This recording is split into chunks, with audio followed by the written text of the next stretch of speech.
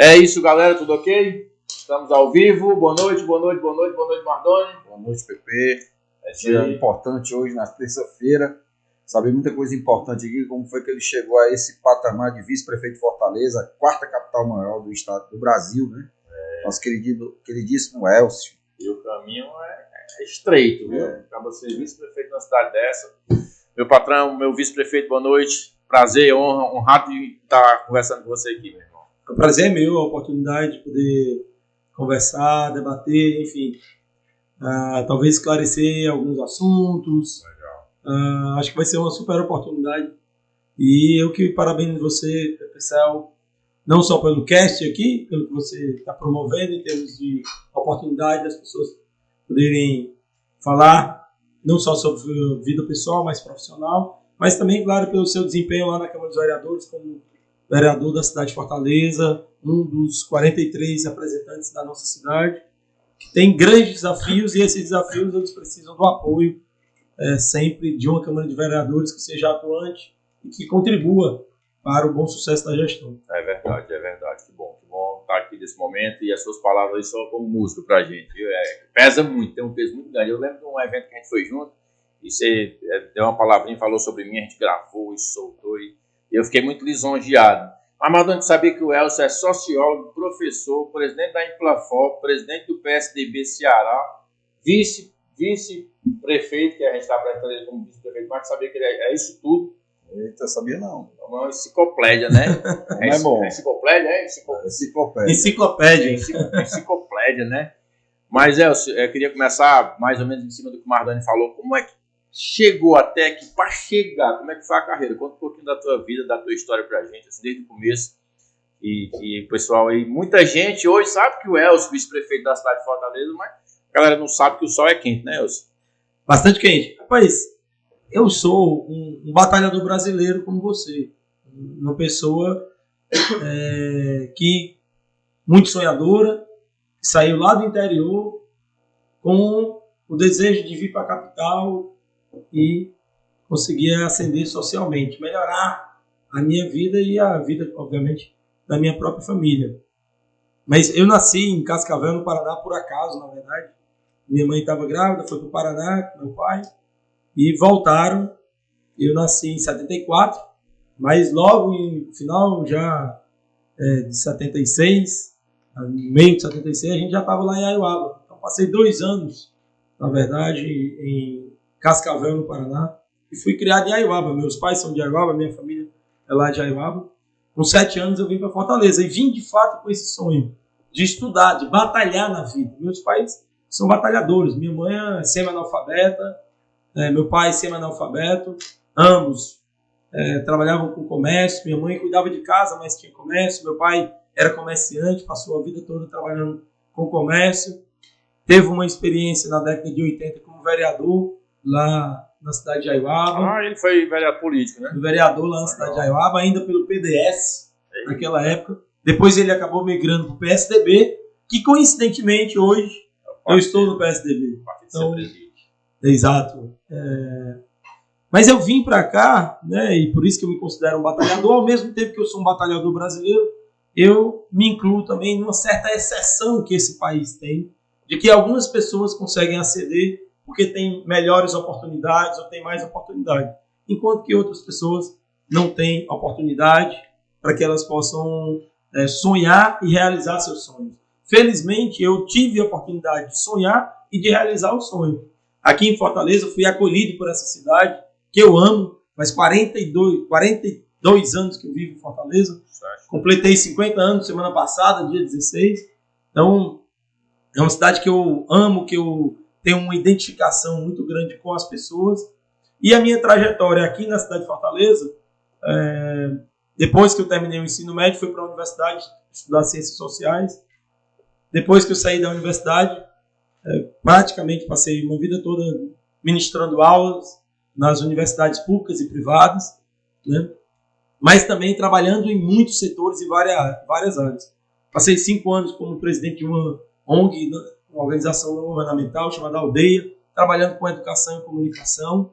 Trabalhei no setor privado, trabalhei no setor público, fui no setor público secretário de Juventude da Prefeitura Municipal de Fortaleza, fui secretário executivo da Academia Estadual de Segurança Pública do Governo do Estado do Ceará. Você foi, só voltando um pouquinho, você foi secretário do Roberto na época? Secretário do Roberto. A gente coordenou o plano de governo do Roberto Cláudio, depois eu assumi a Secretaria de Juventude na primeira gestão do Roberto. Passei 2 anos lá e saí para coordenar o plano de governo do Camilo, junto com o pai dele, o Eudoro, e passei 4 anos como chefe de gabinete e 1 e meio como chefe da Casa Civil. E depois ingressei na vice-prefeitura, concorri com o Sarto. A gente teve a felicidade do povo da cidade de Fortaleza nos consagrar nas urnas, e eu agradeço a cada um dos votos que a nossa chapa recebeu, que fez com que eu pudesse realizar esse sonho, que eu acho que é acalentado por milhões de pessoas, que é ser prefeito ou vice-prefeito de uma cidade como Fortaleza. Deve ser uma honra muito grande ser vice-prefeito de uma cidade que tem essa, né? É uma honra e uma responsabilidade, né? Você imagina a responsabilidade que a gente tem pelo destino, pela condução de políticas públicas que mudem a vida dessas pessoas, né? Essa minha história aqui, ela é uma história que tem uma relação direta com as oportunidades que eu recebi, mas também com a responsabilidade que em cada momento desse da minha vida eu ia recebendo e ia ter que fazer a entrega baseado nas atividades que eu desempenhava. Você imagina ser vice-prefeito da cidade, ser prefeito de Fortaleza, ser secretário da Casa Civil do Governo do Estado do Ceará, a responsabilidade que você tem pelo sucesso das políticas públicas ou pelo fracasso das políticas públicas, pelo que deu certo, pelo que deu errado, porque nós temos que, nessas posições, assumirmos aquilo que dá certo, mas também aquilo que dá errado, os erros que foram cometidos ao longo de todo esse tempo. Mas, felizmente, pessoal, eu me dediquei bastante, eu me preparei. Em cada um desses momentos, eu fui convidado a contribuir. Na verdade, a minha trajetória é uma trajetória que, quanto mais eu trabalhava e quanto mais eu me dedicava, mais as pessoas me confiavam missões. Porque eu, na verdade, cumpria com as missões que eram confiadas ao longo de todo esse tempo. Como o Sarto. Agora, com o Sarto, ele me confiou a missão de ser o vice-prefeito dele, de estar do lado dele, de contribuir com a gestão. E você acompanha muito de perto, você sabe o meu esforço para que eu consiga entregar aquilo que o Sarto me delegou e também, claro, as responsabilidades do cargo de vice-prefeito, mas também de superintendente do Instituto de Planejamento. É verdade, eu tenho acompanhado de perto e assim, confesso que hoje, dentro da gestão, você é quase com unanimidade, né?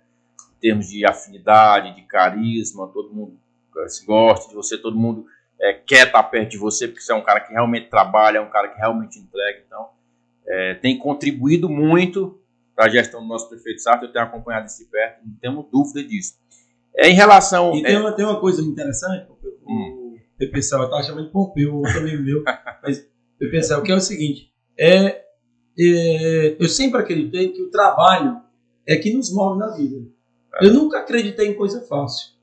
Eu me lembro muito bem, por exemplo, lá no interior, tinha determinadas situações que eu fazia questão, mesmo pequenininho, de andar a pé durante 4, 5, 6 quilômetros para ir realizar uma atividade com meu pai. Aqui em Fortaleza, como estudante, morando no São João do Tauape, eu fui N vezes até a Universidade Federal. Saí ali do São João do Tauape, da Sabino Monte, e ia até a reitoria da universidade, que eu estudava do lado nas ciências sociais, a pé, de manhã bem cedinho. E às vezes eu fazia isso só para eu saber quanto a vida é dura e o quanto a gente precisa trabalhar para conquistar qualquer meta ou qualquer objetivo que a gente se propõe. Então, eu acredito que o trabalho é o principal promotor da ascensão na vida das pessoas. Por isso que eu acredito que criar a oportunidade das pessoas se capacitarem, se qualificarem e terem acesso a trabalho é o melhor caminho para a gente resolver muitos dos problemas que a gente tem na sociedade. É verdade. O trabalho, eu acredito muito na força do trabalho. Eu acredito muito que o trabalho devolve. Hoje mesmo estava lá em casa, na casa da minha mãe, fui almoçar lá, aconteceu até um episódio interessante. Eu tenho uma irmã, minha irmã mais nova, eu acho que tem uns 26 anos, e aí ela estava reclamando porque esse dia estava em casa, parece que está de férias, né? Esse dia eu passo o dia reclamando porque queria sair para trabalhar, minha mãe disse assim, rapaz, essa menina é doida, é ao contrário, enquanto os outros querem ficar em casa, essa reclama porque está em casa, só porque está sem trabalhar alguns dias. Mas por quê? Porque começou a trabalhar desde muito cedo, né, Elcio? Então hoje eu vejo, nesses tempos de hoje, isso me preocupa. Muita gente deixa para trabalhar muito tarde e acaba que não se acostuma, não gosta, enfim, eu acredito que você acha que faz sentido, que tem a ver. Eu acredito muito na pessoa começando a trabalhar, a assumir responsabilidades desde cedo, estudar, trabalhar, né? Obviamente que você não vai colocar a pessoa para fazer um trabalho escravo ali, trabalho infantil, não vai. Mas eu acredito muito na força do trabalho, que é justamente o que você está dizendo. Desde cedo você fazia questão de se autodesafiar para que você pudesse conquistar aí os seus objetivos, né? Olha, pessoal, o trabalho, ele está diretamente relacionado, à filosofia do trabalho, a um conjunto de valores que você precisa internalizar, a um conjunto de atitudes que você precisa ter. Proatividade, por exemplo. As pessoas, normalmente, precisam que as pessoas sejam proativas. Você, no seu mercado, por exemplo, trabalhando com vendas. Estava olhando quando entrei aqui, está ali a foto do McDonald's ali, você trabalhando lá, atendendo as pessoas. Isso criou em você uma atitude e um conjunto de valores relacionados a como atender o cliente, a como recepcionar as pessoas, a como ter empatia com as pessoas, a como fazer o bom atendimento. Você aprendendo isso, você aprende isso, claro, na teoria, estudando, se capacitando, se qualificando, mas você aprende isso também muito na prática, na medida do trabalho. Então, o trabalho, ele tem uma carga de valores e ele gera um conjunto de atitudes fundamentais. Essas atitudes e esses valores, eles serão recompensados ou não no mercado. Uma pessoa que cumpre os seus horários, que cumpre suas obrigações, uma pessoa que é responsável, que faz o seu trabalho de forma correta, é valorizada. Uma pessoa que não tem essa atitude ou que não cultua esses valores, muito dificilmente vai conseguir encontrar, seja uma empresa ou mesmo que ela empreenda, ela vai ter dificuldade em ter sucesso na sua vida. O seu sucesso aqui, hoje como empresário, está vinculado a isso. Se você não tivesse batalhado, trabalhado intensamente com os valores necessários, você não estaria hoje aqui na condição que você tem. Então, se você conseguiu atingir isso, é porque suas atitudes e os valores relacionados ao trabalho, você internalizou e pratica. E você colocou uma coisa muito importante, Mardoni, que é o lance de empreender. E aí vai vir mais para a minha área aqui, a minha pegada. Eu trabalhei algum tempo para os outros também, então eu estive do lado de lá e hoje estou do lado de cá, né? Hoje eu já trabalhei no CNPJ dos outros, hoje eu trabalho no meu CNPJ. Mas assim, tem gente que tem a doce ilusão de que eu vou empreender para trabalhar menos, eu vou empreender porque minha responsabilidade vai ser menor, eu vou empreender porque eu vou ser empresário, porque eu vou ter mais tempo. E não é bem assim, né, Elcio? Na verdade, é totalmente ao contrário.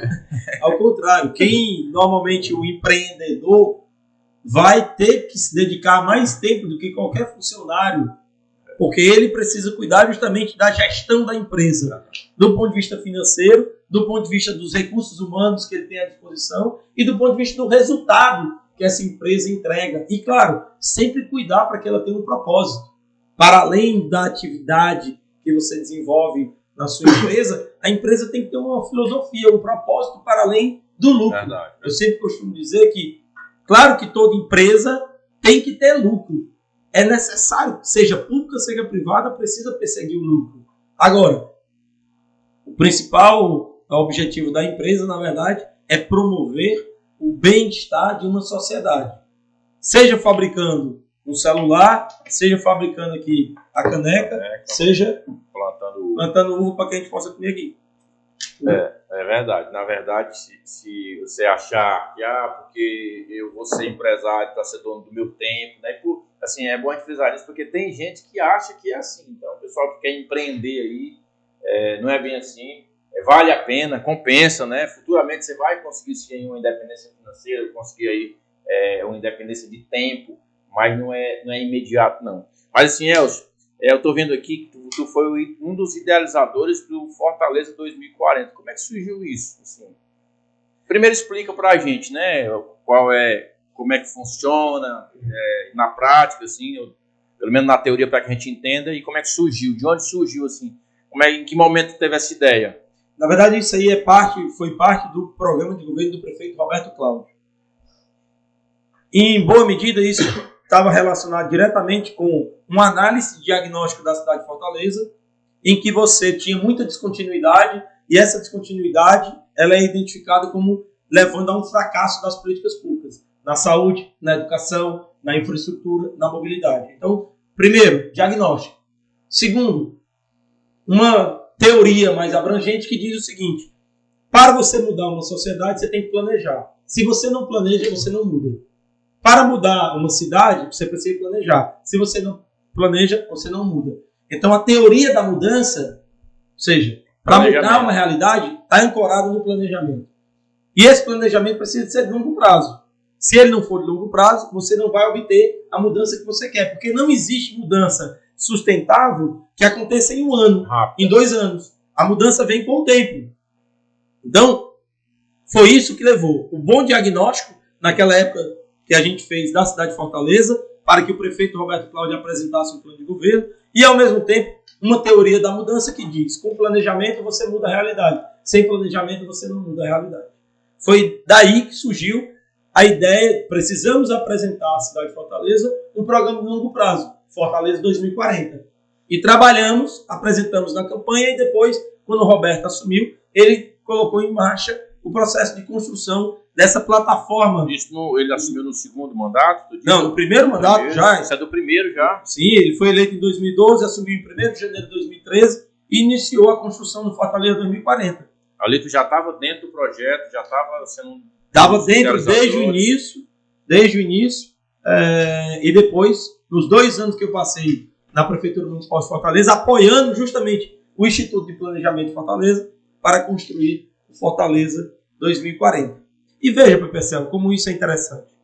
O que acontece com o Brasil? Essa discussão toda que se tem hoje sobre o Brasil. Quando você olha o crescimento do Brasil ao longo desses últimos 30 anos, o que você observa? Você observa que o nosso crescimento é assim. A gente cresce 2, 3, 4 anos, depois a gente cai. Voo de galinha.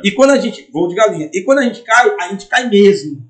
Cai mais do que o que cresceu nos últimos anos. Exatamente. Então, quer dizer, isso é uma demonstração de falta de planejamento, de curto prazo. Isso a nível nacional, tá dizendo? A nível nacional. A nível municipal, acontecia a mesma coisa. Por isso que a gente mudou. Por isso que hoje, PPCL, a gente está comemorando na gestão do Sarto os resultados da gestão do Sarto, que são muito promissores. Mas a gente está também comemorando a visão de longo prazo sendo implementada e trazendo os resultados necessários para que as pessoas percebam a mudança na vida das pessoas. Escola em tempo integral, só para dar um exemplo. Lá em 2012 a gente prometeu: Fortaleza não tem escola em tempo integral, não tem aluno em tempo integral. Hoje Fortaleza tem quase 70% de matrículas em tempo integral. Quase todos, né? Se tivesse descontinuidade, o que tinha acontecido? A gente teria regredido. Voo de galinha. Caído. Mas não, é todo tempo assim até chegar a 100%, que é a meta que o SAR se colocou. Então veja, é isso que é o Fortaleza 2040, é isso que significa trabalhar com a teoria da mudança social. Para mudar a vida de uma pessoa, é muito...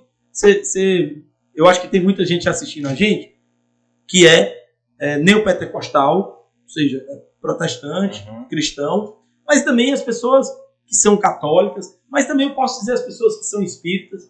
É muito comum as pessoas encontrarem uma dimensão espiritual da vida e depois de algum tempo dizer assim: eu mudei, e fazer um testemunho de mudança, não é isso? Isso, verdade. E você muda porque tem ali um conjunto de atitudes, etc., que te levam a mudar. E a mudança só é consistente se ela se prolongar no tempo, não é isso? Isso é uma teoria da mudança no nível individual. Pois existe uma teoria da mudança no nível social, no nível coletivo, no nível da cidade. Que se dá como? Em longo prazo. No nível da empresa. Se você tem uma empresa hoje, a tua empresa não está te dando resultado, o que acontece? Você reúne teus gerentes e diz: gente, olha só os resultados da empresa. A gente precisa mudar. Da forma como a gente está fazendo, a gente não está tendo resultado, não tem como continuar. E aí você aplica um conjunto de estratégias para mudar. E a mudança vem o quê? Vem no longo prazo. Então, os planos de longo prazo são fundamentais e é isso que é o Fortaleza 2040. Uma visão para 2040, atualizada para o presente, em que todo dia você realiza um conjunto de ações, atividades que vão te levar a esse sonho, a essa visão, a essa ambição, que em 2040 Fortaleza ser uma cidade global. Foi algo bem arrojado, né? Se a gente parar para pensar que você estava em 2012 E você planejou numa visão, foi bem a longo prazo, né? 28 anos. Você viu lá na frente mesmo, né? E aí vem trabalhando, e aí a gente vem tendo esses grandes resultados, que um dos exemplos é a Escola de Tempo Integral que você acabou de falar. Quando eu estava entrando aqui, as pessoas, muitas não conhecem, mas quando eu estava entrando aqui, eu estava vendo a dimensão hoje do teu negócio. Mas quanto tempo tem que tu começou? 20 anos. Então quem chega aqui pensa que isso aqui começou ontem. É verdade. Mas tem 20 anos para você chegar onde chegou. Então, nenhuma empresa, imagine aí uma sociedade, uma cidade como Fortaleza, com menos de 20 anos você não consegue mudar a realidade. Você precisa ter um plano de longo prazo, para que cada governo que venha faça uma parte desse plano, até você alcançar o grande objetivo. Ou seja, Elcio, eu tô pegando teus ganchos aqui, o Marlon tá se coçando para falar. Não, fala, Marlon. De boa. Vai lá, Marlon. Ou seja, para administrar qualquer cidade, né? Mas vamos lá, uma cidade aqui da magnitude de Fortaleza, que hoje é a 4ª capital. Se você não tiver grandes gestores, se você não tiver um pessoal visionário, e se você não for um grande administrador, dá ruim, tá, Elcio? Você tem que ter liderança, porque a liderança é fundamental em todo esse processo. Você precisa ter uma equipe de pessoas competentes colocadas no lugar certo, com as competências necessárias, com as habilidades necessárias para o bom desempenho daquelas pessoas nessas funções. Então, ter a equipe é muito importante. Você precisa ter capacidade de trabalhar com dados, porque os dados produzem uma boa evidência para você tomar decisão. Você precisa ter sempre uma cultura de inovação permanente, porque você tem que mudar e tem que aperfeiçoar todos esses processos. Então, a inovação está na base de tudo isso. E, claro, você precisa priorizar o investimento. É isso que faz e que explica o sucesso de uma gestão como essa que a gente tem na cidade de Fortaleza. Se eu não tiver esses componentes todos aqui funcionando, não dá certo nem na cidade de Fortaleza, nem em qualquer outra cidade do Brasil. Não dá certo no time de futebol. O que acontece no time de futebol? Pensa no time de futebol, os que são bem-sucedidos. Tem um técnico, tem uma liderança. E junto com o técnico, tem ali um diretor do clube, um presidente do clube, que tem uma visão, que vai trabalhar para que as coisas aconteçam. Mas tem o quê? Tem uma equipe, tem auxiliares técnicos, etc, etc. Tem os jogadores de futebol que são importantes nesse processo. Tem o quê? Os clubes hoje trabalham com dados, desempenho de cada jogador. Como é que esse jogador performa? É verdade. Eu vou saber como é que ele está performando, para saber se é bom ele jogar, quanto tempo ele aguenta jogar, quanto tempo não aguenta jogar, se a posição dele está correta ou não está correta. Eu tenho que trabalhar com inovação. Qual é a inovação que eu posso produzir com as pessoas que eu tenho aqui para ganhar um campeonato de futebol, né? E claro, eu tenho que ter um orçamento aqui, eu tenho que ter um conjunto de investimentos que eu vou trabalhar para fazer com que isso tudo funcione. Então, posso dar um outro exemplo. Uma orquestra. Ela, se não tiver todo mundo ali trabalhando em conjunto, em concerto, de forma integrada, vai desafinar. E a gente não quer que desafie. Se Fortaleza dá certo, é porque a gente está afinado. É isso aí. Eu até falei isso porque a gente vê, né, Marlon, muito aventureiro. Não estou falando aqui de Fortaleza, de modo geral, mas nesses interiores e tal, a gente vê muitos aventureiros querendo ser prefeito só por ser, achando que quando chega lá é tudo flores, fácil, é uma rosa, é fácil.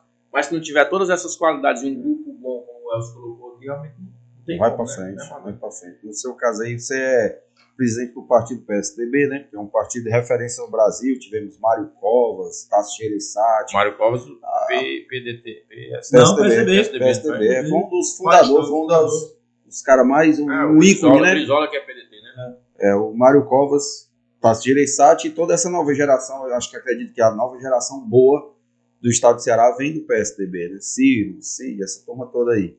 A sua referência política é quem? Você tem algum nome? Você tem alguém que você possa citar? Olha, na verdade eu acho que eu tenho várias referências políticas. Ao longo da vida você vai construindo ali um conjunto de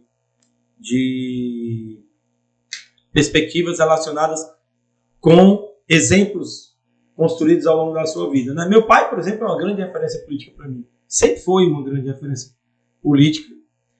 Meu pai ainda é vivo, Elcio? Meu pai tem 99 anos, fez agora dia 11 de janeiro. Festa de 100 anos, hein? Aí, próximo ano. Então, Deus quiser. E meu pai foi uma referência porque quando ele foi vereador, eu era um adolescente, uma criança. Criança, adolescente. Então, eu conseguia ver como é que ele pensava, como é que ele agia politicamente. Né? Quais eram os valores éticos que acompanhavam as decisões dele ao longo da sua vida. Mas, assim, tem outras referências que foram fundamentais, porque tem a ver com a minha própria história ao longo do tempo. Né? Fernando Henrique Cardoso. Quando eu entrei na universidade, Fernando Henrique Cardoso foi eleito governador, presidente da República. Foi uma grande referência. O Tasso, como governador, inspirou toda a minha geração.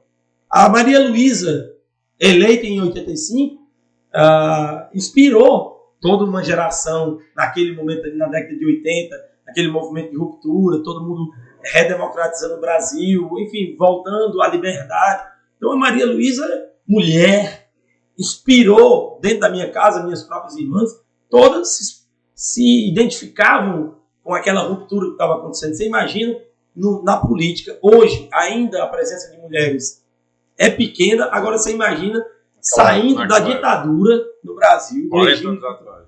40 anos atrás, uma mulher eleita pelo voto popular na cidade de Fortaleza.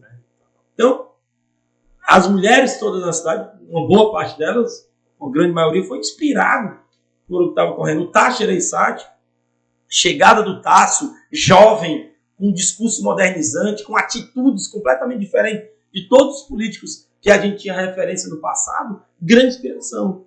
Aí você tem o Fernando Henrique Cardoso, você tem o Ciro, que depois vem e constrói uma trajetória que vai inspirar um conjunto de pessoas. Assim, essas pessoas me inspiraram aqui, né?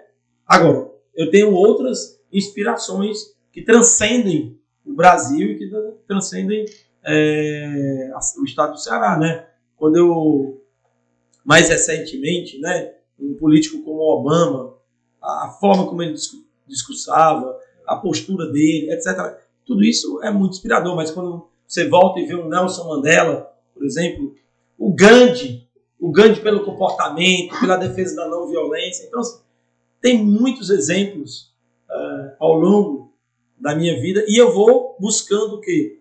O melhor de cada uma das pessoas, tentando me identificar com o melhor que eu vejo em cada uma delas e, obviamente, elas acabam servindo de inspiração. Mas, assim, eu sou um apaixonado pela política e pela possibilidade que ela tem, através do poder político, de mudar a vida das pessoas. Porque tem uma coisa interessante, que é você estar na política pelo poder e você estar na política pelo que o poder pode fazer com a vida das pessoas. Tem muita gente Isso é muito diferente. Política. Tem muita gente na política pelo poder, Elcio, eu acho. Muito. Poder pelo poder. Aqui no Ceará tem muito, eu acho. Acho que tem muito. Eu acho que, por exemplo, o resultado da última eleição foi um pouco isso, né? Como é que a gente tem um grupo, tem um projeto. Esse projeto, ele tem lideranças desse projeto. A gente tá nesse processo por conta desse projeto e simplesmente uma parte desse grupo decide romper porque não aceita decisões que foram tomadas do líder, que foram tomadas num partido, e propõe o quê? Propõe nada. Propõe simplesmente um projeto de poder. Nacionalmente e também estadualmente, nós não elegemos baseado num projeto. Se você sair agora, Pepecel, às ruas e perguntar qual foi o projeto apresentado na eleição do ano passado para governador do estado do Ceará, você vai ver que não tem projeto. É tanto que está aí, problema de segurança pública. Qual é o projeto de segurança pública? Qual é a estratégia de segurança pública? O que foi apresentado na campanha? Por que o governo as pessoas não cobram e por que o governo não apresenta estratégia? Porque ele não apresentou nada no plano de governo. Não tem estratégia. Porque não tem estratégia. Então, assim, eu acho que estar na política por conta do poder pelo poder, a população sempre tem que identificar essas pessoas para entender que o poder é um meio, é um instrumento, não é um fim. Né? E é por isso que o Brasil, em vários momentos da nossa história, tem graves problemas, porque uma boa parte das pessoas que se envolvem com a política estão envolvidas porque querem fazer do poder um fim. O Elcio, você, como vice-prefeito hoje da nossa capital, como é que você vê essa relação extremamente ruim, né, entre prefeito e governo, por tudo isso que aconteceu, que você já citou e muita gente sabe, mas sobretudo o fato do governo do estado simplesmente ter abandonado Fortaleza, deixar de ajudar Fortaleza, deixar de fazer as obrigações dele dentro de Fortaleza. Você, como vice-prefeito, acredito que possa falar assim com muito mais propriedade do que qualquer outra pessoa. Exatamente pelo que eu acabei de te dizer, professor. Esse grupo que assumiu o poder no estado do Ceará é um grupo que quer o poder pelo poder. Não tem um projeto para o estado. Não tem um projeto para a cidade de Fortaleza. E agora, porque ganhou no governo do estado e nacionalmente é o mesmo partido, o PT, acha que tem que submeter Fortaleza a esse poder hegemônico. Acha que tem que submeter todo mundo e cooptar todo mundo para esse projeto de poder que não tem projeto, que não tem entrega, que não tem responsabilidade pelo que a população está demandando. Então, respondendo mais diretamente a sua questão, veja, se você é eleito governador, se você é eleito presidente, você tem que abrir as portas para dialogar com qualquer pessoa. O prefeito Sarto passou quase 8 meses para ser recebido pelo governador do estado. Isso não existe. Isso é uma demonstração de abandono, de falta de diálogo institucional, de falta de responsabilidade com a população da cidade de Fortaleza. É um egocentrismo e uma ideia de que esse poder é tão grande que não está distribuído para conversar com as pessoas, para dialogar com as instituições, para dialogar com o povo. Então, é isso que está acontecendo no estado do Ceará. Na falta de projeto, pessoal, sempre vai ficar o poder pelo poder. E eu acho que cabe a nós, que temos um projeto, que fazemos parte desse projeto há muito tempo, a gente trabalhar através do diálogo com a população para que ela perceba a diferença entre um grupo que tem um projeto e esse projeto é transformador da vida das pessoas e o principal propósito é mudar a vida das pessoas para melhor, com mais qualidade de vida, como a gente está fazendo em Fortaleza, em que 93% do investimento é na periferia, em que você conhece muito bem, lá no Janguruçu, gente que saía e a porta estava na lama. E hoje a pessoa sai, tem drenagem, pavimentação, e inclusive foi feito saneamento básico, que nem é competência da prefeitura, é da CAGES. Isso demonstra projeto, responsabilidade. Dando dignidade ao povo, que é o principal, né?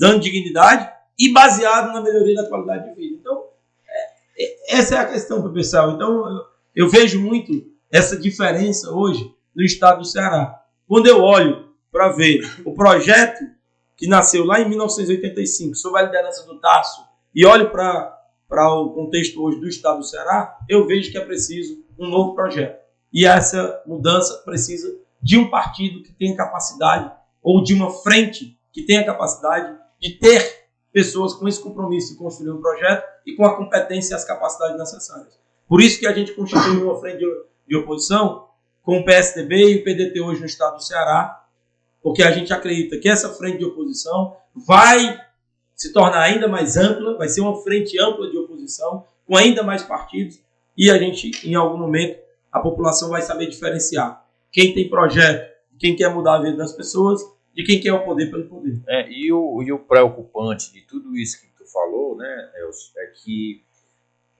o Estado meio que está na contramão do negócio. Enquanto Fortaleza a gente está falando...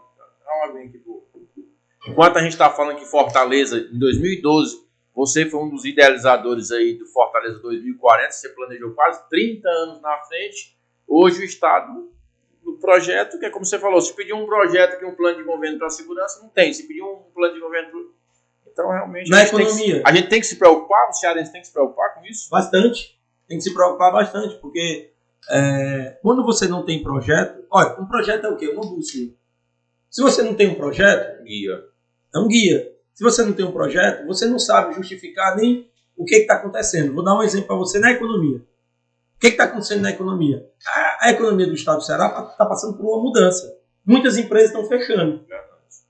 E a gente só escuta falar um aspecto relacionado com a economia do Ceará, que é o seguinte: hidrogênio verde.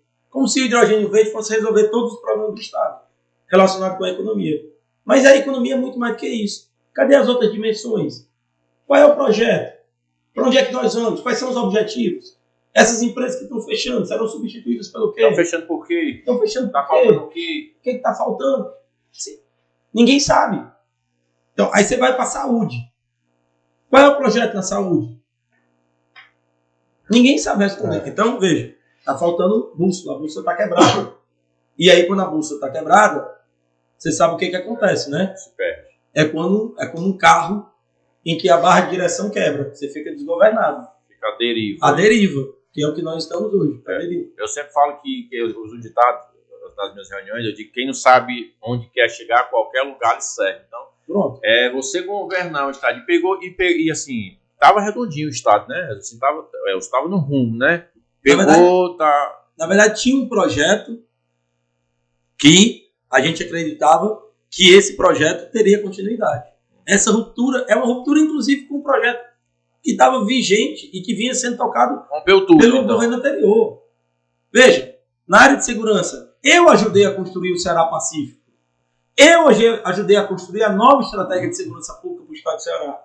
Eu participei desde o plano de governo, desde a construção do plano de governo, lá em 2014. Pois isso foi abandonado. Deixar de mão. Junto com a Covid. Acabou. Eu lhe pergunto, como é que nós vamos enfrentar as facções? Qual é a estratégia? Quais são as variáveis que eu vou trabalhar dessa estratégia? Ninguém sabe. Você vai investir em inteligência? Você vai investir em quê? Por exemplo, recentemente, por conta da crise de segurança que a gente está passando, e principalmente pelo domínio das facções, o governador anunciou: vou fazer concurso público para policial militar. Se você pegar e voltar nos últimos 10 anos, 12 anos, pode anunciar. Todos os governadores disseram que fizeram concurso e chamaram gente. E mudou a realidade? Nenhuma. Não é isso que vai mudar a realidade. Mas vem repetindo a mesma história. Isso é só o quê? É só marketing. É só para dar uma resposta de marketing para as pessoas. Ter pessoas na segurança pública é importante, como ter na saúde. Hoje mesmo, eu estou vindo gravar aqui, o SAR vai fazer o maior concurso da história da saúde pública do estado do Ceará. Você estava lá. Mais de 2.000 pessoas. Grande feito, né? Mas veja, é só pessoa? Não. As pessoas são fundamentais. Mas é a estratégia para que essas pessoas possam mudar a realidade, planejamento, etc. Então veja, a segurança pública é um bom exemplo, inclusive de descontinuidade que você tem dessa política pública. E que por isso que a gente não sabe para onde iremos, aonde isso vai dar. Agora, enquanto isso, o povo está com medo. Enquanto isso, as pessoas estão inseguras. Veja o que aconteceu no final de semana. 2 soldados do raio foram mortos. É isso? Fazer concurso para eles morrerem? Sendo assaltados? Só fazer concurso e jogar o Léo, né, Elcio? O caminho não é esse. Quando se vê, né? Quando se vê a capital de um estado gerando mais emprego do que todo o estado, né? Quando se vê a capital do estado se desenvolvendo, né? O prefeito lutando para que a saúde fique ali boa para os cidadãos. Ou seja, a nossa capital hoje carregando o resto do estado nas costas. Quando se vê isso, é óbvio que está errado alguma coisa, né? Você sabe, porque essa discussão você já participou, o IJF, 50% dos atendimentos é do interior. Então, e vamos continuar atendendo, porque acreditamos que o IJF não pode jamais deixar de atender a população do nosso estado. Mas isso é uma demonstração de falta de compromisso institucional, por exemplo, porque o governo do estado cortou, inclusive, boa parte dos repasses para o IJF. E a Fortaleza fez o IJF2. Entre outras medidas que ele tomou, digamos, para punir o cidadão fortalezense. Né? Porque quando você cria um programa de passe livre em todas as cidades metropolitanas e deixa Fortaleza fora, você está punindo.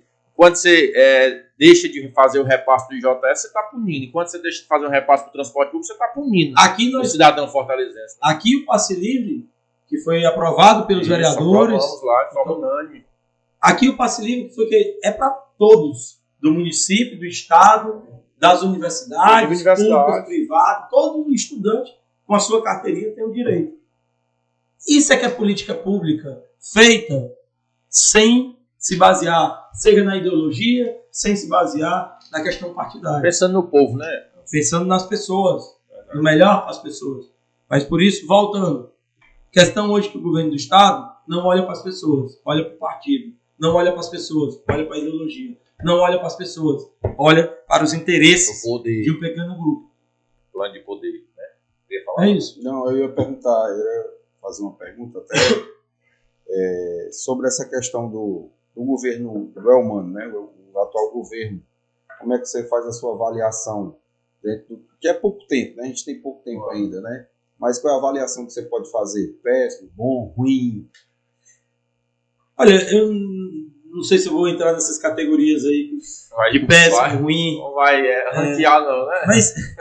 Mas o que eu posso dizer, sendo muito sincero, como uma pessoa que passou 5 anos e meio na chefia de gabinete, depois na Casa Civil, o que eu posso dizer é que eu vejo um governo sem uma agenda e sem projetos estratégicos que as pessoas possam reconhecer para onde é que nós vamos. Qual é o caminho? Eu não consigo ver, e olha que eu já estive nessas posições, olha que eu já passei por muitas crises. Experiência sobrando para dizer isso, né? Tenho muita experiência. E eu não consigo enxergar justamente as questões mais importantes que um governo precisa ter. O governo precisa ter uma agenda clara. O governo precisa ter um conjunto e uma equipe de pessoas que tenha competência, que tenha capacidades e que sejam líderes em cada uma das posições. Um governo precisa ter uma estratégia relacionada com áreas prioritárias do governo. Economia, saúde, educação, mobilidade, segurança. E o governo precisa, mais do que tudo, ter capacidade de coletivamente construir com as pessoas, baseado no diálogo, e demonstrar para essas pessoas os resultados que ele vai ter na política. É tudo que a gente não está tendo no Ceará. Por isso que a gente se sente dessa forma. 1 ano é pouco para um governo, mas um governo só tem 4 anos. Então, 2 anos já está na metade. É 25%. 2 anos já está na metade. Em 25% do governo, você tem condições de fazer isso. Principalmente um governo que é de continuidade. Agora, esse é o problema. Esse é o problema de quando você tem o poder pelo poder. Continuidade é muito importante. O Sarto, por exemplo, continua um trabalho do Roberto Cláudio. Foi eleito numa gestão de continuidade. Qual é a diferença? 2. Primeiro, Fortaleza tem um plano de longo prazo. Então, o que o Roberto fez precisa ter continuidade para atingir metas e objetivos de longo prazo. Essa é a primeira diferença. Segunda diferença, inovação. Quando você tem continuidade, você precisa de inovação. Por quê? Porque o mundo muda. Só para dar um exemplo claro, a Covid, por exemplo, mudou uma série de questões. Então, você precisa de continuidade com inovação. Quando você está no poder pelo poder, sabe qual é o nome disso, pessoal? Continuismo. Que é o que está acontecendo agora. O governo do estado que você está tendo é continuismo. Deixa de ser continuidade, passa a ser continuismo. Continuismo. E, no caso especificamente, esse continuismo aqui ainda é pior, porque é rompendo com projetos do próprio governo anterior. Então, é uma loucura o que está acontecendo. É uma ruptura enorme. Vou te dar um outro exemplo. Recursos hídricos. Recursos hídricos, pessoal. O Tasso Gereissati com o Ciro Gomes mudaram a realidade do estado do Ceará para sempre, porque construíram um sistema de recursos hídricos. Construíram uma secretaria de recursos hídricos, fizeram concurso, colocaram os melhores técnicos dentro da secretaria. Criaram a Companhia de Gestão de Recursos Hídricos, COGE, só para fazer a gestão de recursos hídricos. Criaram a SOHIDRA, Superintendência de Obras Hidráulicas, só para fazer obra ao longo de todo esse tempo. fortalecer a FUNCEMI, Fundação Cearense de Metodologia, o braço de conhecimento. E juntaram, dentro desse sistema, na época que eu estava no governo, a gente fez isso dentro do governo, a CAGES.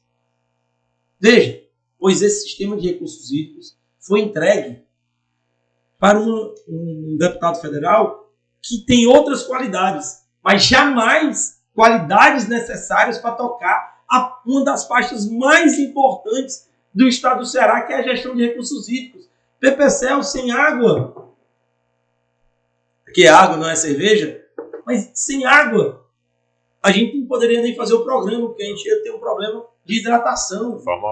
Então veja, água é uma questão estratégica, tem que ser entregue a técnicos, tem que ser entregue a pessoas que têm competências, habilidades para tocar uma gestão desses recursos hídricos. Pois aqui no estado do Ceará, depois de décadas sendo geridas por pessoas da área de recursos hídricos, técnicos, nesse governo foi entregue por uma pessoa que tem muitas qualidades políticas, mas nessa área jamais. Zero.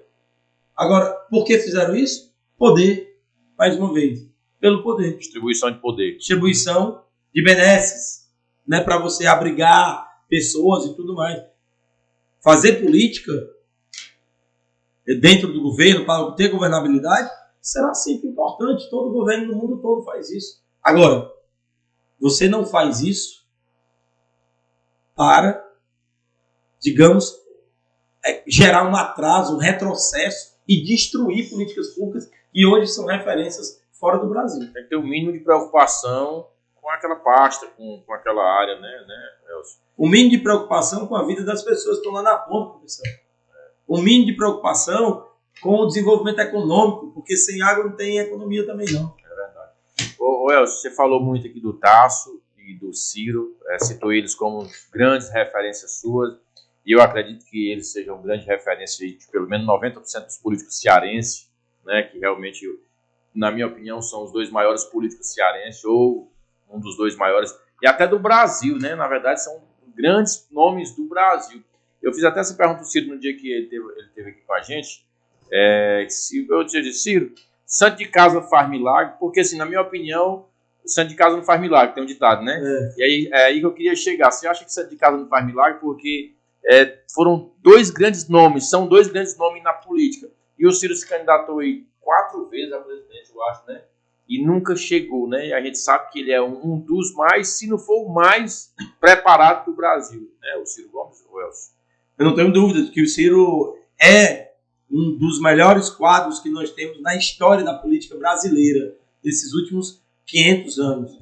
O Ciro, como governador do Ceará, como prefeito de Fortaleza, como ministro da Economia, como ministro de Integração Nacional.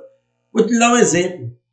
O Brasil sonhou com a transposição do São Francisco, ou integração de bacias do São Francisco com o sul do Ceará e com o sul da Paraíba, Rio Grande do Norte, do parte do Rio Grande do Norte e de Pernambuco. O Brasil sonhou durante séculos, mais de um século, com essa obra. Quem tirou do papel e fez ela acontecer, como se diz na linguagem popular, no peito e na raça, foi o Ciro. Foi lá e realizou. Se não fosse o Ciro, não teria essa obra, não.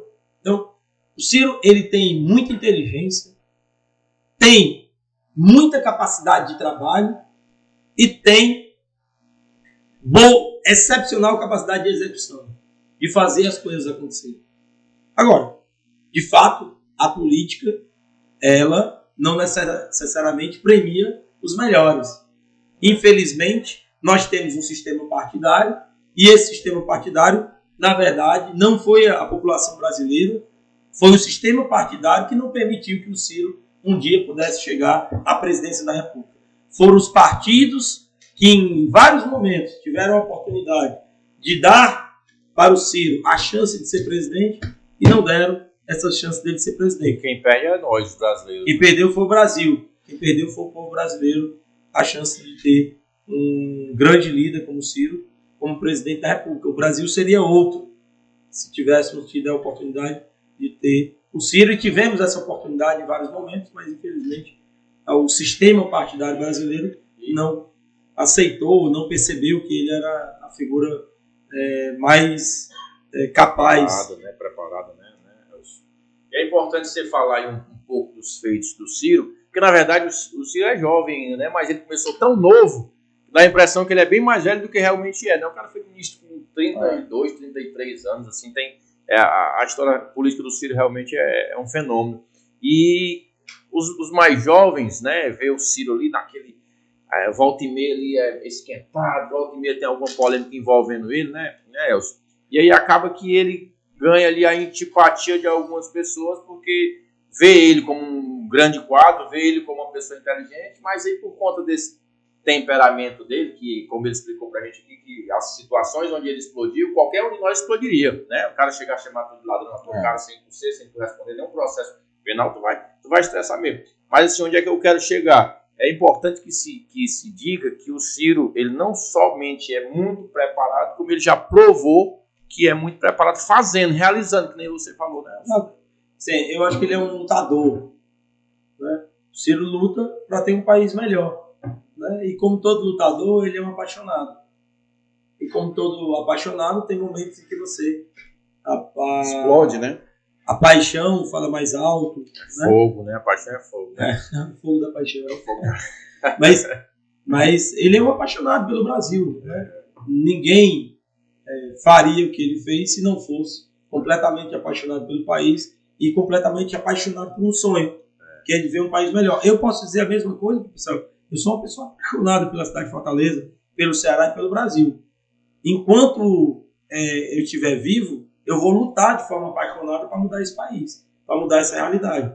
E cada momento que eu perceber que a gente está no caminho errado, eu vou levar uma crítica apaixonada a esse caminho que não vai nos levar a aumentar a qualidade de vida das pessoas, a criar mais oportunidades para que as pessoas possam se realizar pessoalmente e profissionalmente. Eu serei sempre uma voz crítica, apaixonada daquilo que eu perceber que vai na contramão dos interesses da população. E você está falando aí, realmente é o que se faz na prática, né? Porque tem muita gente que parece que tem, assim, eu coloco um pouco também da culpa do que acontece no nosso país em alguns eleitores, porque assim, eu acho que o povo hoje vota errado, acaba que vota errado, né? Então, assim, quando a gente for votar, dá para pesquisar sobre a vida da pessoa, dá para olhar ali o trabalho, o legado da pessoa. A gente conhece o homem pelo que ele faz, não pelo que ele fala, né? Você está falando, mas você tem história, você tem trabalhos. Começou jovem, já foi chefe da Casa Civil, já foi secretário de Juventude. É por isso que é importante, né, a comunicação, o diálogo com a população, a transparência dos recursos públicos, a transparência das ações que estão sendo feitas pela gestão. Ou seja, tudo isso é fundamental para que os nossos eleitores e eleitoras eles tenham capacidade de fazer uma boa escolha, né? Quem é que tem capacidade de fato implementar as melhores políticas públicas? Porque no fundo o que interessa é isso, pessoal. Quem é que tem capacidade de implementar políticas públicas que vão mudar a minha vida? Quem é que tem compromisso com esse bom desenho dessas políticas públicas? Quem é que está interessado? Quem é que está disponível? Quem é que está trabalhando 24 horas em prol dessa criação de oportunidades de aumento da qualidade de vida? Tem um conjunto de pessoas que faz isso. O Sarto, por exemplo, está fazendo isso. Ele é um médico, conhece a cidade de Fortaleza, está trabalhando intensamente com a equipe, comigo, com você lá na Câmara Municipal, para que a gente possa mudar a vida das pessoas. E eu acho que a gente está fazendo isso, está mudando, está impactando a vida das pessoas. Com o único intuito de mudar para melhor a vida das pessoas, né, Elcio? Mas deixa ele fazer aqui uma pergunta nessa sua vida política, sua vida pública vitoriosa. Qual foi o momento mais difícil, assim, a decisão mais difícil que você teve que tomar, ou um momento muito difícil que você passou assim, caramba, eu estou passando por isso? Teve isso nessa sua carreira em algum momento, Elcio? Olha, a decisão mais difícil que eu passei na minha vida, sem sombra de dúvida, foi ano passado. 2022. Em 2022, na eleição para governo do estado do Ceará, onde eu tive que tomar uma decisão que foi a de apoiar a candidatura do prefeito Roberto Cláudio, estar junto com o Sarto, e naquele momento ali que o grupo todo se dividiu, houve uma ruptura uma falta de capacidade de criar um consenso dentro do grupo, eu tive que romper com o Eudoro Santana, com o Camilo Santana, e me afastar dessas pessoas, assim como o Roberto Cláudio também, assim como o Sarto, enfim, o Ciro, todos nós, diante da ruptura deles, que não foi uma ruptura nossa, foi uma ruptura do Camilo. Eles que não acolheram o candidato do partido. Foi uma ruptura do Camilo, foi uma ruptura de um grupo de pessoas que não aceitou a decisão do PDT. E o partido que eu estava, o PSB, tomou uma decisão de apoiar o candidato do PDT. E eu participei dessa decisão. Então eu jamais poderia mudar a minha posição dentro do partido, porque se eu estou no partido, pessoal, eu vou defender as posições do partido. Se eu quero uma outra posição, eu saio do partido. Eu não saí antes do partido. Depois que essa situação aconteceu, eu já tinha tomado decisão de seguir a coletividade, né? E eu era o secretário-geral do PSB. Então, jamais poderia mudar a minha posição, assim como tinha um compromisso, porque fui eleito com o Sarto, como vice-prefeito. A população votou em mim no Sarto. Eu tenho uma responsabilidade com o prefeito e tenho uma responsabilidade com a população, que nos delegou a responsabilidade de conduzir a cidade. Então, foi uma decisão muito difícil, mas foi uma decisão baseada naquilo que eu acredito, nos meus valores. Não se arrepende de jeito nenhum. Jamais. Para a pessoa, Elson, vou deixar acho que está quase chegando a hora, né? Eu te fazer essa pergunta. Você vai passar ligeiro, já está chegando a hora. A gente está no carnaval, né? Chegando. O homem não está fugindo nada. Aproveita e com essa sua trajetória, não, a minha agora me pergunta mais leve. Vamos deixar o Elmano aí desmantelar a coisa que está tudo desmantelado, tentar ajeitar, né? Então deixar mais desmantelado. Elcio, nessa tua trajetória, né, a gente sabe que às vezes as pessoas falam assim, mas eu não tive a oportunidade, e aí às vezes a pessoa não está preparada para a oportunidade. No teu caso aí, as oportunidades que tu teve, automaticamente você soube abraçar. Passa um conselho para essa galera jovem que está nessa empreitada da política, ter algum tipo de experiência através do teu conhecimento, são quase 50 anos já que você vai fazer de vida, né? 50 já fez, já. Veio de Aiuaba, né? Estou em busca dos outros mais 50 agora. A empatar com teu pai. Passa um conselho aí para essa galera jovem chegar nesse patamar, se é uma fidelidade, se é responsabilidade, o que seria, qual é o tempero? Qual é o segredo, né? Qual é a receita, né, André? A receita que tu daria aí. Olha, essa é uma boa questão, Anônimo. E eu posso te responder isso. Vou falar da teoria e vou falar do ditado popular. Ambos dizem a mesma coisa de forma diferente. Existe um pensador muito famoso, que todo mundo que está na ciência política, no direito, nas ciências sociais, todo mundo estuda, no marketing, todo mundo estuda, chamado Maquiavel. Maquiavel, um príncipe, ele diz que o príncipe ele precisa ter fortuna é sorte. E ele precisa também ter virtudes. Ele precisa ter capacidade, competência. Ele precisa estar preparado. Traduzindo na linguagem popular, você nunca pode deixar um cavalo selado passar na sua frente. O que é isso? Ou seja, o que é um cavalo selado? É a sorte.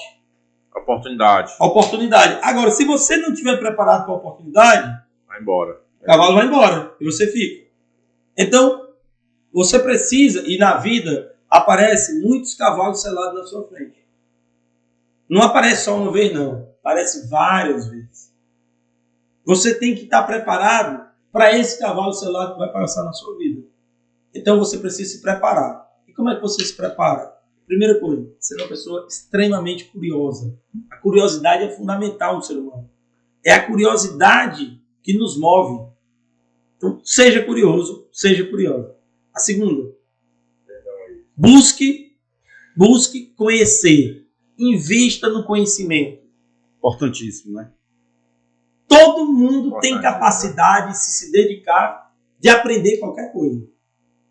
Todo mundo tem capacidade, tem habilidade de se mobilizar e de, ao longo do tempo, aprender a desenvolver uma atividade, seja ela qual for. Tudo é treinável, né? Tudo é passivo de treino. Tudo é treinável. Tudo é passivo de treino.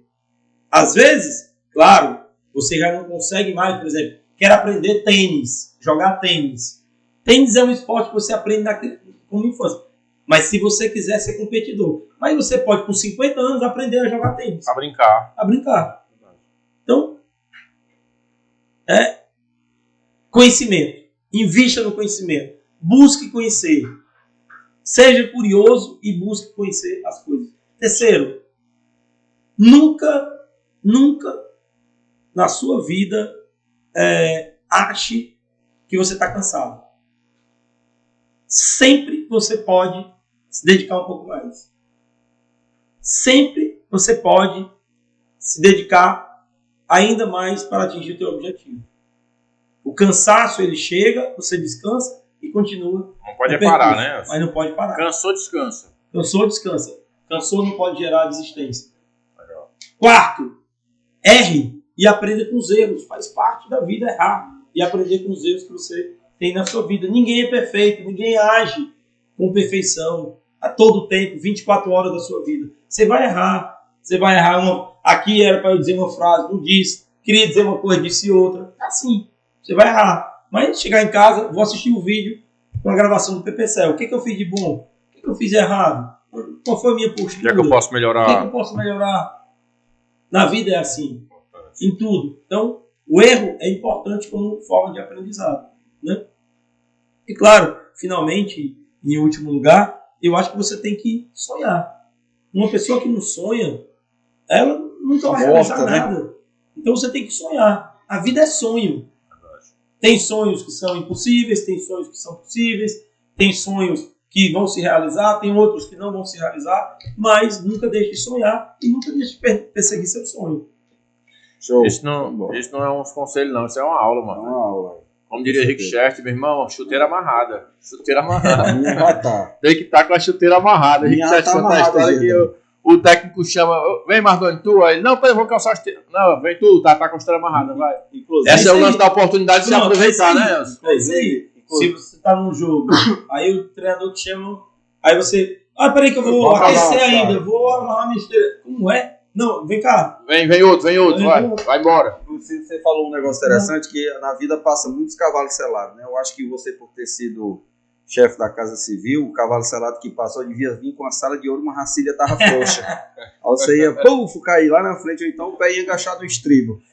Né? Eu nunca deixei, sempre que aparecer uma oportunidade, eu costumo dizer, essa sua colocação é interessante pelo seguinte, cada um desses lugares, porque você vai sendo testado na sua vida. Cada um desses lugares que eu cheguei, todo mundo estava me testando. Quem é esse cara? Como é? Veio lá do interior, de Aioaba. Será que ele tem capacidade de fazer isso mesmo? Será que ele está com as atitudes necessárias?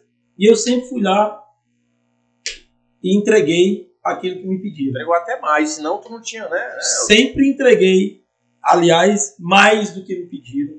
Sempre fui bem avaliado no meu desempenho em cada um desses lugares. Foi isso que me configurou e galgando mais passos na vida. Porque se eu não tivesse entregue o que me pediram, se eu não tivesse sido responsável com as pessoas que me delegaram a responsabilidade, com recursos econômicos, gestão de pessoas e outros mais, eu não teria alcançado essas posições. Então, para cada uma dessas posições, só aumentou a minha responsabilidade, só aumentou a demanda, só aumentou a cobrança, e em cada uma delas eu fui lá e fiz de forma competente, de forma capaz, o meu trabalho. Então, eu acho que isso é um pouco, fala um pouco sobre aquilo que eu acredito e aquilo que eu defendo, que é, você precisa ter a sorte, você precisa ter as capacidades, as competências, a virtude, mas uma vez que você está em cima do cavalo, você não pode cair. Uma vez que você está em cima do cavalo e que ele correr, você vai ter que ficar em pé em cima dele. Uma vez que você está em cima do cavalo e ele for receber aqui, passar num lugar barulhento e aquele barulho produzir nele um desconforto, uma reação, e ele começar a saltar, você vai ter que se segurar em cima do cavalo. Tem que estar preparado. Então, assim, em cada um desses momentos na minha vida, seja o cavalo correndo, seja o cavalo trotando, seja o cavalo pulando, acelerado, pulando, eu nunca caí do cavalo. É isso aí. O homem é importante. Muito importante. O homem é bom, o homem é bom. E vou continuar estudando, trabalhando, dedicado para não cair. Eu acho que já passou de uma, passa rápido, né? Eu tenho um monte de coisa para me perguntar aqui ainda. Já tá resumir aqui. Mas só para a gente começar aqui, finalizar nosso bom papo, inclusive tem muita gente elogiando meu deputado forte, Antônio Henrique, está dizendo que aprendi muito com você agora, né? Outra pessoa está dizendo que bom papo, bate-papo, muito aprendizado. Então, muita gente elogiando aí esse bate-papo da gente. Você foi secretário de Juventude, você foi secretário de Governo, você foi chefe da Casa Civil, secretário da Casa Estadual de Segurança Pública, secretário executivo. E agora vice-prefeito. Qual o maior desafio aqui, de onde você passou, assim, onde você se sentiu mais desafiado? Poxa, isso aqui é muito... Eu tive a oportunidade de ter com você algumas vezes lá na Casa Civil, você me recebeu algumas vezes, e aí eu via que realmente lá o desafio é muito grande. Mas qual foi o maior desafio que você passou na sua vida nesse sentido? Nesse ramo, nessa área que a gente está? Bom, se a gente tratar desses lugares onde eu estive no setor público em posições de liderança, eu diria que certamente os primeiros 4 anos, de 2015 a 2018, primeira gestão do Camilo, foram os momentos mais desafiadores da minha vida. Ali eu fui colocado à prova todos os dias. Todos os dias. Eu fui colocado à prova naqueles 4 anos e depois no ano e meio na Casa Civil. Todo dia as pessoas testavam a minha competência.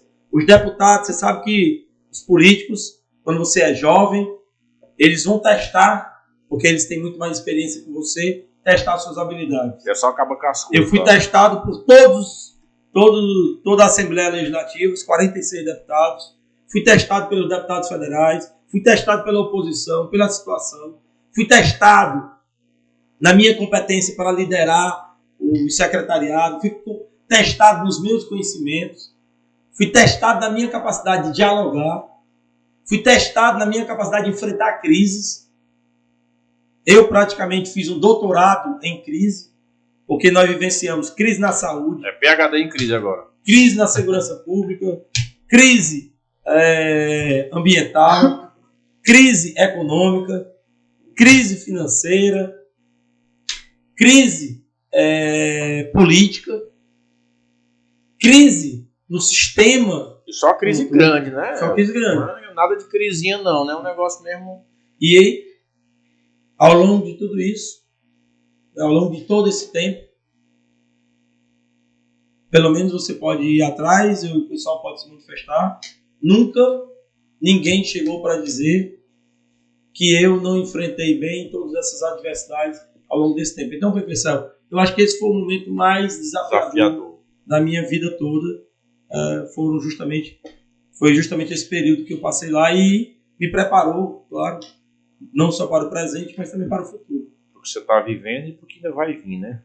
Falar no que vai vir, né? Eu até tinha anotado essa pergunta, falar no que vai vir. Hoje você é vice-prefeito, muito alinhado com a gestão, muito alinhado com o prefeito Sarto, com os vereadores, com os secretários.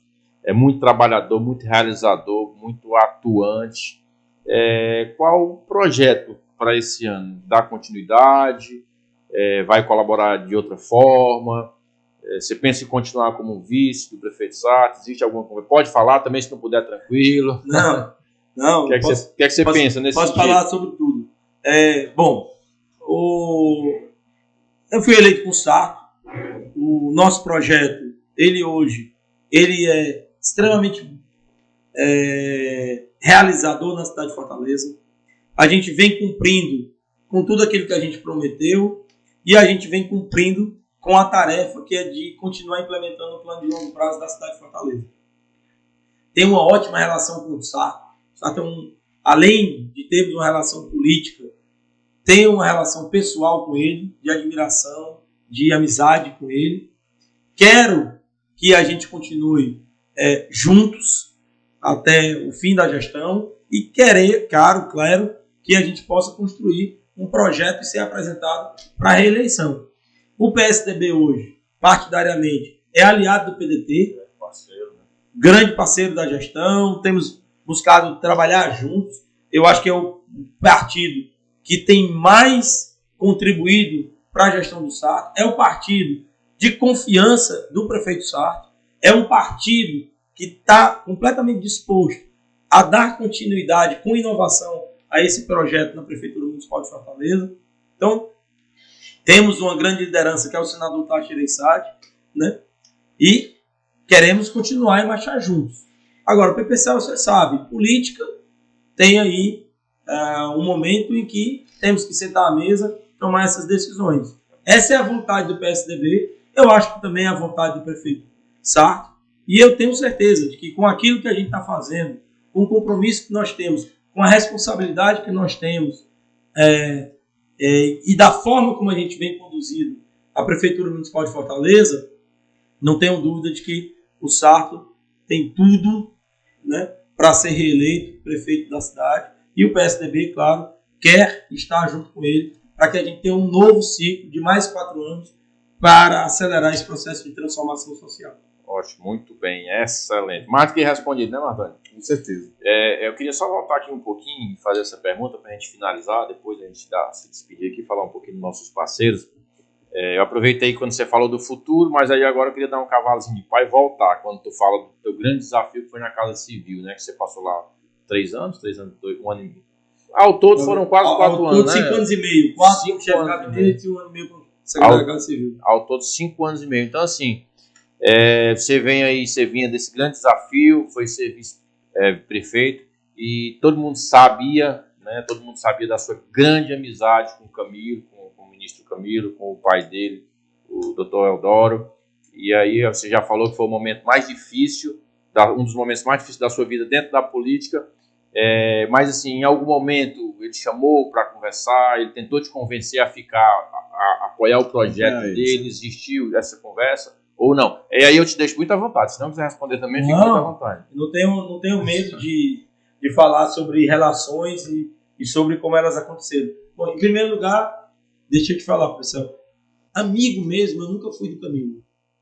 A minha amizade era com o pai do Camilo, uma pessoa que eu conheci lá no início dos anos 2000, já conhecia ele, claro, como político, mas conheci no início dos anos 2000, e ao longo de todo esse tempo, tudo que o Eudoro me pediu, tudo que ele me confiou, eu entreguei, bem resolvido, com muita responsabilidade, sem ele tirar nem pôr uma vírgula, e sem ele fazer uma crítica. Sempre fui uma pessoa completamente próxima a ele, e o tratava de uma forma não só carinhosa, como extremamente afetiva. É uma pessoa que eu tenho um respeito enorme. Agora, com o Camilo, minha relação sempre foi profissional. Quem me colocou na Casa Civil, na chefia de gabinete em primeiro lugar, foi o pai do Camilo. E o Camilo passou 4 anos da gestão me testando. 4 anos da gestão me testando para saber se eu tinha capacidade e se eu aguentava aquilo ali, ou se eu pedia demissão. Ou se ele, por alguma razão, eu não entregasse ou errasse, ele tivesse que me demitir. E a cada dia que passou, de todo esse tempo, dos 4 anos depois do 1 ano e meio, cada desafio que ele me entregava, eu resolvi o desafio de uma forma ainda melhor do que aquele que ele imaginava. Minha relação com ele sempre foi essa. Nunca tive uma relação de amizade com o Camilo. Nunca foi. Mas foi uma relação de confiança numa pessoa que tudo que ele pedia, eu era capaz de fazer de uma forma muito responsável, comprometida e com fidelidade. E estavam juntos no projeto. Quando veio o momento da ruptura com o Roberto Cláudio, naquele momento ali, a pessoa que eu sempre conversava era com o Eudoro. Quem esteve comigo, depois que eu tomei a decisão e publiquei uma carta dizendo por que eu estava tomando aquela decisão, quem esteve comigo foi o Eudoro, que ligou para mim, pediu para que a gente pudesse conversar. E eu fui conversar com o Eudoro sobre isso. E ele pediu para eu ponderar e mudar a minha decisão. E eu falei para ele que, infelizmente, eu não podia. O tempo para eu mudar a decisão tinha passado. O partido tomou uma decisão. Eu era o secretário-geral do PSB, você sabe, do partido que você fez parte. Isso. E eu não poderia jamais me contrapor a uma decisão do partido. Eu ainda procurei o presidente do partido, Denis, deputado federal, à época, para conversar com ele e perguntar se o partido mudaria de posição ou não. E o Denis disse, Celso, o partido não vai mudar de posição, tomamos uma decisão coletivamente, e eu respeitei a decisão como tem que ser. Porque eu não estou na política para abandonar os valores que eu aprendi ao longo da minha vida. Eu aprendi, pessoal, do meu pai, que a palavra vale mais do que o papel escrito. Então, no dia que eu der uma palavra para uma pessoa, no dia que eu me comprometer com uma pessoa, eu vou realizar o que eu estou prometendo. Se isso vai trazer benefícios para mim, prejuízos para mim, não importa. Muita gente me pergunta e diz assim, rapaz, tu poderia estar tão bem hoje com o Camilo, né? O cara é ministro, o outro é governador. Eu digo, meu amigo, mas eu não estou na política por conta de um projeto de poder, não. Eu não estou na política por conta de que eu estaria melhor no projeto. Eu estou do lado que eu acredito que é o certo. A minha relação com o Ciro, com o Roberto Cláudio, com esse projeto, não é de agora, não. Ela vem lá de trás. Eu não mudei de lado, não. Eu continuo do mesmo lado que eu sempre estive. Defendendo eles que mudaram. Eles que mudaram. Eles que saíram. Então, assim, a minha relação com o Eudoro sempre foi muito boa e a minha relação com o Camilo é uma relação profissional. E posso dizer para você, a escolha mesmo do meu nome, pelo menos até onde eu sei, até onde me chegou, é de que foi uma escolha feita pelo Ciro. O Ciro ligou para o Eudoro e o Eudoro me ligou para dizer que eu estava sendo indicado para ser vice-prefeito. Foi o Camilo que me ligou. Embora, no outro dia, eu tenha ido lá no Camilo. Dizer para ele se ele concordava com aquela escolha e etc, etc. Então, sim, eu sou essa pessoa extremamente verdadeira nessas histórias, porque eu acredito que eu estou na política, como eu falei, por um projeto, e eu estou na política com um propósito. O projeto, mudar a sociedade. O propósito, melhorar a vida das pessoas. Enquanto eu acreditar nisso, eu permaneço na política. A analogia que você faz é que o grupo sério é onde você ficou. Eu acho que é o grupo que tinha e tem um projeto para o governo do Estado e para a Prefeitura Municipal de Fortaleza. Esse grupo ele vinha desenvolvendo, trabalhando esse projeto de uma forma coesa. E ali, naquele momento, uma parte do grupo, liderada pelo Camilo, resolveu tomar outro caminho. Faz parte da política também. Faz parte da política. Jogo, né? Política é um jogo de divisão e, às vezes, de consenso. Aquele momento ali foi de divisão.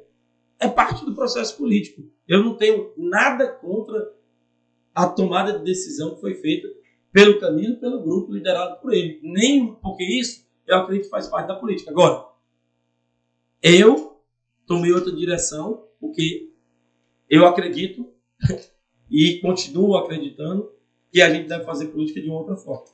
Você defendeu o que você acredita e ponto. Né? Perfeito. Nas palavras dele, amanhã eu tenho certeza que nós vamos estar no Donizete Arruda. Rapaz, como diria o Matuto, como é que ele tá? Se o século morreu, pode botar fogo na cangaia, né? Pode jogar a cangaia no mato e se o século jumento morreu, joga a cangaia fora. É isso. Rapaz, o homem que vem com a língua solta. O homem é bravo.